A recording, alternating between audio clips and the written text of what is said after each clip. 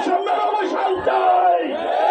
যদি অবসান না করা হয়, মুক্তি না দেওয়া হয়, আমরা সকলে প্রয়োজনে কারাগারে যাব।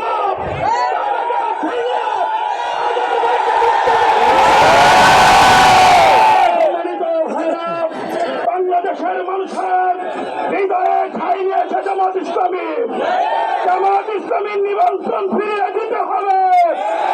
আমরা আগামীতে নির্বাচন করবো দাঁড়িপাল্লামার্কা।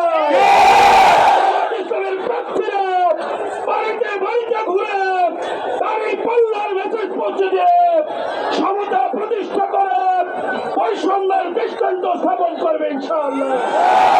আপনারা যদি থাকেন, বাংলাদেশ জামাত ইসলামী আগামী দিনে বৈষম্য মুক্ত সমাজ গঠনের ক্ষেত্রে নেতৃত্ব দেবে ইনশাআল্লাহ।